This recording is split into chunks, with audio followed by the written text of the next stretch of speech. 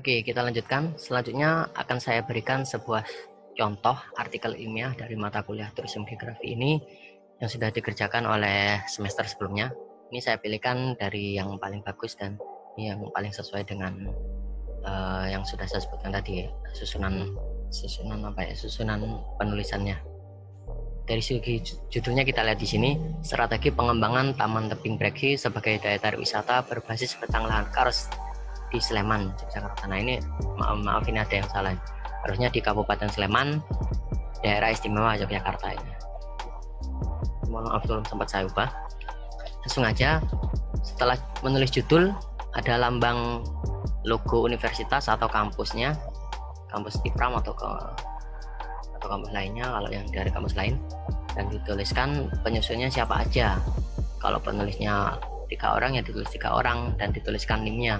Kalau skripsi kan berarti cuma 1 orang, berarti 1 orang aja yang ditulis, nama pembimbingnya tidak perlu ditulis di sini. Kemudian tahun disusunnya tuh tahun berapa juga ditulis.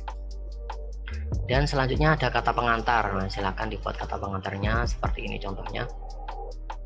Selanjutnya daftar isi. Nah ini penting juga daftar isi ya. Jadi kalau orang membaca hasil penelitian kita tuh ingin membaca bagian mana, itu langsung dilihat di sini dan langsung menuju ke bagian yang ingin dibacanya itu. Ini harus ada ini. Kemudian daftar gambar. Daftar gambar ini juga penting biar misalkan orang mencari gambar apa di sini bisa langsung dicari di halaman yang dituju. Daftar tabel juga. Nah, bab pertama adalah pendahuluan. Tadi saya di susunannya saya sudah menyebutkan di pendahuluan itu ada latar belakang. Mengapa kita melakukan penelitian ini, itu ditulis di latar belakang. Kemudian ada juga rumusan masalah. Masalah apa yang ada di DDG tersebut sehingga kita tertarik untuk melakukan penelitian. Misalnya di sini masalahnya atau rumusan masalahnya, bagaimana potensi dan komponen pariwisata di Tebing Breksi, bagaimana kondisi betang lahan di Tebing Breksi, gambaran kebencanaan di Tebing Breksi, bagaimana karakteristik wisatawan di Tebing Breksi, bagaimana strategi pengembangan pariwisata di Tebing Breksi. Jadi rumusan masalah ini biasanya berupa pertanyaan-pertanyaan seperti ini. Selanjutnya batasan masalah. Nah ini harus dibatasi penelitian ini karena waktu kita terbatas, dana kita juga terbatas, jadi harus ada batasannya sampai sejauh mana kita melakukan penelitian ini. Karena kalau nggak dibatasi, sebuah penelitian itu bisa berlarut-larut sampai berbulan-bulan karena yang dibahas masalahnya juga permasalahannya juga terlalu kompleks. Jadi harus ada batasan masalah. Selanjutnya tujuan penelitian. Nah tujuan penelitian ini adalah untuk menjawab rumusan masalah yang ada di sini ini. Nah, kalau tadi di rumusan masalah ada pertanyaan bagaimana potensi dan komponen pariwisata di Tebing Breksi, di tujuan penelitian harus ada jawabannya, yaitu tujuannya untuk mengidentifikasi potensi dan komponen pariwisata di Tebing Breksi. Kalau di rumusan masalah tadi ada pertanyaan bagaimana strategi pengembangan di Tebing Breksi, nah, di tujuan juga harus dituliskan apa tujuannya, untuk menganalisis strategi pengembangan pariwisata di Tebing Breksi. Jadi sekali lagi tujuan penelitian ini untuk menjawab rumusan masalah. Nah jangan sampai salah, ada tujuan penelitian itu yang begini, untuk mengerjakan tugas geografi pariwisata. Nah itu salah ya, itu bukan tujuan penelitian. Atau untuk memenuhi tugas akhir atau skripsi. Nah itu juga nggak perlu ditulis tujuan seperti itu. Manfaat penelitiannya apa? Mengapa kita melakukan penelitian ini, apa manfaatnya? Baik bagi diri kita sendiri, bagi orang lain, bagi IPRAM, bagi kampus, bagi pengelola, bagi pemerintah, itu apa? Silakan dituliskan di sini manfaatnya. Kemudian bab 2 berisi landasan teori dan metodologi penelitian. Teori-teori di sini kita ambilkan dari mana? Itu ditulis di sini, jangan lupa menulis kutipannya. Misalkan ini pengertian pariwisata, kita ambil dari mana, ini dituliskan ini sumbernya dari mana. Jangan sampai nggak ditulis karena itu akan dianggap sebagai sebuah plagiat. Kemudian di sini teorinya ada tentang komponen pariwisata, ada geomorfologi, kebencanaan, pengembangan pariwisata. Kemudian selanjutnya metode penelitian. Nah ini 2.2. Metode penelitian itu terdiri dari spesifikasi penelitian. Nah spesifikasi penulis itu apa?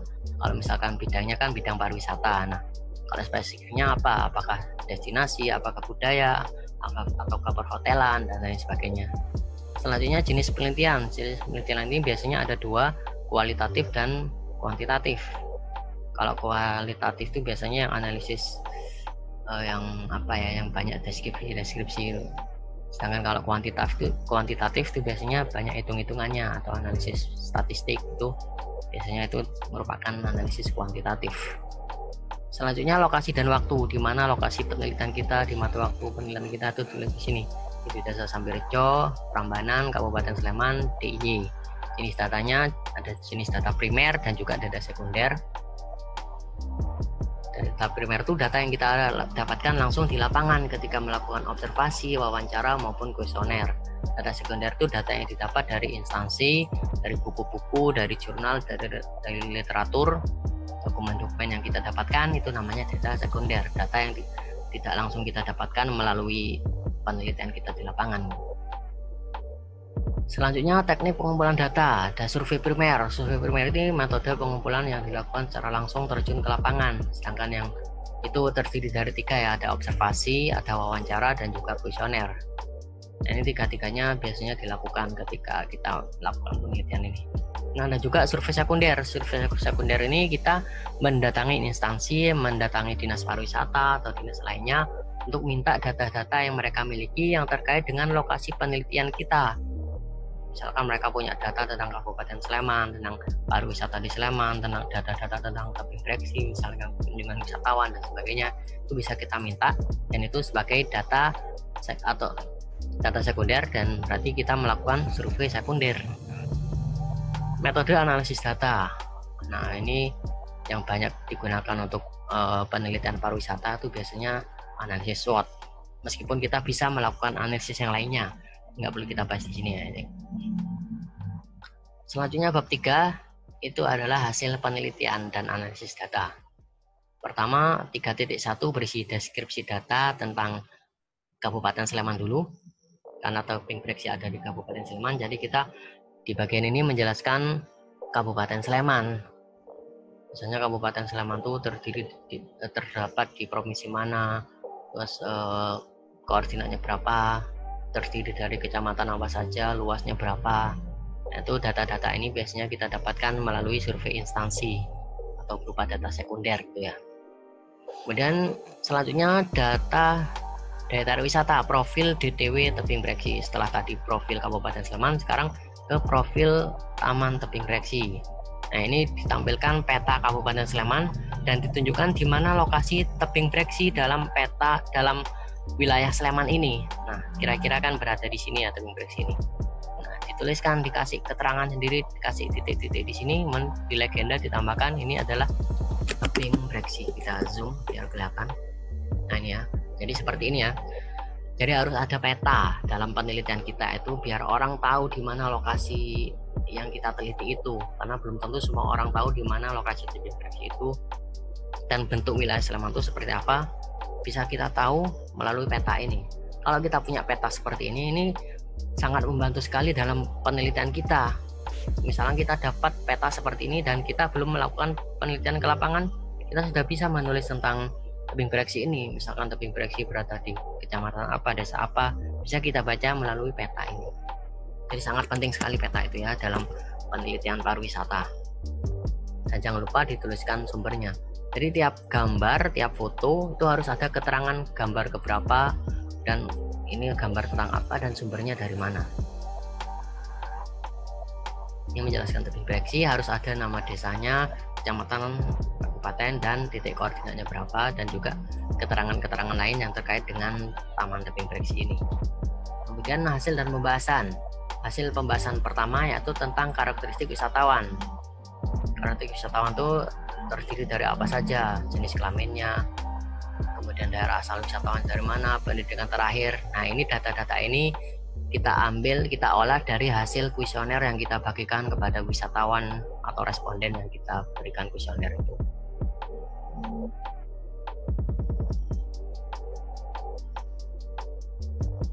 Nah, selanjutnya kita bahas mengenai atraksi. Kelewatan ini ya. Kita bahas analisis faktor lingkungan internal. Lingkungan internal tadi kan sudah disebutkan ada atraksi. Jadi atraksinya di sana apa saja, mulai dari samping tusinya, dari ada foto-fotonya ya, samping tusinya apa, samping turbinnya apa, samping turbinnya apa. Di tebing breksi itu harus disertai foto-foto dan keterangan seperti ini. Kemudian analisis lingkungan internal yang kedua adalah, nah ini harus ada denah juga ya, jangan sampai tidak ada denahnya, biar kita tahu seperti apa gambaran di tebing breksi itu. Misalkan pintu masuknya di mana, tempat parkir di mana, lokasi atraksinya di mana, lokasi tebingnya di mana, bisa kita lihat dalam denah ini. Denah ini bisa kita buat, bisa kita ambil dari Google Earth. Nah, pernah lihat Google Earth semua ya, atau citra satelit itu? Dari citra satelit itu kita zoom, dari Google Earth kita zoom sampai kelihatan bangunan-bangunan di tebing breksi, dan kita download, kita ambil, dan kita gambar ulang seperti ini. Ini digambar ulang entah pakai Corel Draw atau pakai software lainnya. Dan harap dibedakan antara denah dengan peta. Kalau tadi yang peta yang Sleman itu kan peta ya. Paling kalau ini denah. Jangan sampai salah antara denah dengan peta. Jangan sampai ini disebut sebagai peta, beda ya antara peta dengan denah. Begitu juga dengan rute perjalanan, itu juga beda lagi nanti. Aksesibilitas. Aksesibilitas menuju tebing breksi itu melalui jalan apa aja, jaringan jalannya bagaimana, apakah jaringan jalannya sudah bagus atau tidak, itu dijelaskan di sini. Dan jangan lupa juga rute perjalanan. Rute perjalanan ini misalnya dari Terminal Giwangan menuju ke tebing breksi itu melalui jalan mana aja. Nah, ini bisa dibuat di Google Maps. Misalkan dari Terminal Giwangan atau dari bandara atau dari stasiun. Nah, itu bisa ditampilkan rute perjalanannya, itu otomatis keluar kalau di Google Maps itu ya. Nggak perlu kita gambar secara manual. Selanjutnya adalah amenitas. Amenitas atau fasilitas penunjang apa saja yang ada di tebing breksi itu. Misalnya ada kios kuliner, toilet, masjid, gazebo, dan jangan lupa tambahkan foto-fotonya sebagai bukti bahwa kita melakukan penelitian di sana. Kalau cuma kita sebutkan gini aja itu tanpa ada fotonya kan, orang yang membaca jadi nggak tahu seperti apa kondisinya. Selanjutnya kelembagaan atau organisasi, tentu jelaskan seperti apa. Nah, harus ada gambarnya seperti ini. Struktur kelembagaan atau struktur organisasi dari tebing breksi ini bisa kita minta di pengelola, biasanya mereka punya kalau mereka sudah profesional gitu ya. Dan sumber daya manusianya seperti apa, dikelola oleh siapa, dan bagaimana kemampuannya dalam mengelola itu juga dijelaskan di sini. Sumber daya manusia yang merupakan faktor internal juga. Selanjutnya kondisi geomorfologi. Nah, tadi sudah saya sebutkan ya, di tebing breksi itu kan termasuk morfologi kars atau bandang lahan kars. Nah, ini disebutkan di sini sejarahnya seperti apa, itu bisa cari di referensi. Nah, selanjutnya kita dari yang keterangan faktor internal tadi kita klasifikasikan mana yang termasuk strength, mana yang termasuk weakness. Seperti ini contohnya ya. Kalau yang atraksi itu kan sudah cukup lengkap dan cukup menarik bagi wisatawan. Jadi dia termasuk strength. Bagaimana dengan aksesibilitas? Aksesibilitas menuju tebing breksi kan masih kurang memadai karena jaringan jalannya tidak bagus, tidak ada kendaraan umum, tidak ada terminal yang terdekat dengan tebing breksi, jadi dia termasuk weakness. Jadi segala sesuatu yang menjadi kelebihan dari tebing breksi itu berarti termasuk strength. Segala sesuatu yang termasuk kekurangan seperti SDM yang kurang mampu berbahasa asing itu berarti termasuk weakness. Belum ada klinik kesehatan termasuk weakness, belum ada penginapan, akomodasi di sekitar tebing breksi itu juga termasuk weakness. Jadi itu ya dibedakan mana yang strength, mana yang weakness dari yang sudah dijabarkan tadi. Selanjutnya faktor eksternal. Faktor eksternal apa saja yang ada di tebing breksi? Yang pertama regulasi. Regulasi yang pertama itu adalah keputusan dari Kepala Badan Geologi yang menetapkan bahwa tebing breksi ini merupakan kawasan geoheritage atau bisa juga disebut sebagai kawasan geowisata. Yaitu sebagai salah satu faktor eksternal yang berpengaruh positif bagi tebing breksi ini. Promosi yang mereka lakukan sampai saat ini sejauh mana, apa yang mereka lakukan, itu juga bagian dari faktor eksternal ini yang perlu kita jelaskan di sini. Selanjutnya, misalnya mereka melakukan promosi melalui Instagram atau mereka punya website, punya brosur, kemudian pernah kerjasama dengan pihak luar, itu juga disebutkan di sini promosi yang mereka lakukan apa saja. Persaingan ini juga bagian dari eksternal juga. DTW atau daya tarik wisata yang ada di sekitarnya itu kira-kira apa saja yang menjadi pesaing. Pesaing di sini yang dimaksud adalah DTW yang mempunyai tema yang sama jenis yang sama dan juga lokasinya dekat gitu, berdekatan. Kalau di sini sebutkan ada tebing Banyunipu, itu sama-sama wisata tebing ya, dan juga lokasinya tidak terlalu jauh dari tebing Breksi, jadi dia termasuk dalam persaingan ini. Wisatawan, bagaimana wisatawan yang tadi disebutkan karakteristiknya itu mereka sudah puas atau tidak dengan pelayanan yang ada di tebing Breksi, apakah wisatawannya banyak atau tidak, kemudian apakah menurut wisatawan itu tebing Breksi sudah menarik atau belum, bagaimana pendapat mereka terhadap tebing Breksi, apakah sudah puas atau tidak, itu disebutkan di sini. Pasar atau target pangsa pasar gitu ya. Pangsa pasarnya untuk tebing Breksi ini untuk semua kalangan. Kemudian teknologi yang digunakan oleh pengelola itu apa saja disebutkan di sini, dan kerjasama, entah itu kerjasama dengan pemerintah ataupun dengan pihak swasta, itu juga disebutkan sebagai faktor eksternal. Nah, kebencanaan itu juga faktor eksternal, begitu juga dengan cuaca dan iklim ini, jadi dimasukkan di faktor eksternal juga. Selanjutnya kita masukkan dalam tabel seperti tadi, dari faktor-faktor yang sudah disebutkan tadi, mana kira-kira yang berpengaruh positif, mana yang berpengaruh negatif. Kalau berpengaruh positif itu berarti masuk opportunity, kalau berpengaruh negatif itu berarti masuk threat. Misalnya yang regulasi tadi termasuk heritage itu kan berarti opportunity, menguntungkan bagi tebing Breksi. Promosi juga sudah bagus, berarti opportunity. Kemudian selanjutnya persaingan dengan DTW, nah itu kan termasuk ancaman. Wisatawan cukup merasa puas, itu termasuk opportunity. Target pasar untuk semua kalangan itu berarti opportunity. Sudah mendapatkan untuk memanfaatkan teknologi itu juga opportunity. Kemudian kerjasama juga opportunity. Cuaca dan iklim yang cukup mengganggu wisatawan itu masuk threat, dan juga bencana seperti gempa bumi dan longsor itu juga termasuk ancaman atau threat. Selanjutnya setelah kita tahu strength-nya apa, weakness-nya apa, opportunity apa, dan threat apa, selanjutnya kita lakukan analisis SWOT. Kita buat matriks SWOT seperti ini, kita masukkan strength-nya tadi apa saja, weakness-nya apa saja, opportunity-nya apa saja, threat-nya apa saja, dan kita buat strategi. Strategi SO ini adalah kita dengan, di sini ada penjelasannya di bawah ya. Strategi SO itu adalah, strategi ini dibuat dengan memanfaatkan seluruh kekuatan untuk merebut dan memanfaatkan peluang. Sedangkan strategi weakness, strategi WO itu, strategi ini dibuat memanfaatkan peluang dengan meminimalkan kelemahan yang ada. Contohnya seperti ini strateginya. Kemudian strategi ST, strategi strength dan threat. Strategi ini dibuat dengan menggunakan kekuatan yang dimiliki untuk mengatasi ancaman yang ada. Nah, ini bisa dilihat sendiri nanti contohnya. Yang terakhir strategi weakness atau strategi WT. Strategi ini didasarkan pada kegiatan yang bersifat defensif dan berusaha meminimalkan kelemahan yang ada serta menghindari ancaman. Nah, seperti ini strateginya. Nah, dalam strategi WT ini juga terdapat strategi adaptasi dan mitigasi terhadap bencana.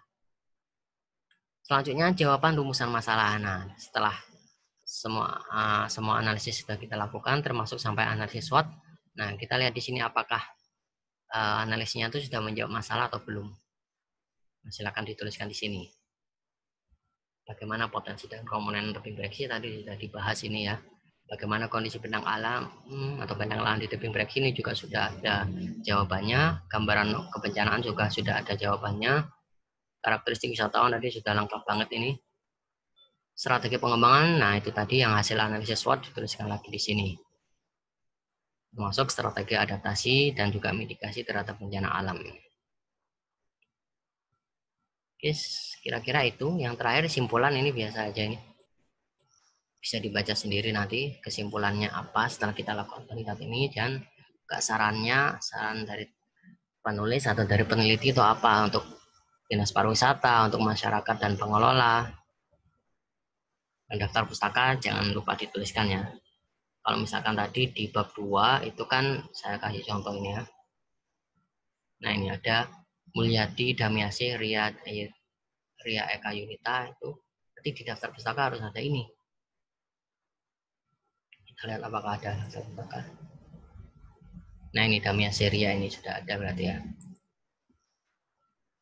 Oke, semoga kemungkinan selanjutnya akan saya jelaskan tentang daftar pustaka ini di video selanjutnya. Oke, cukup sekian yang yang saya jelaskan pada pertemuan kali ini. Semoga bermanfaat. Assalamualaikum warahmatullahi wabarakatuh.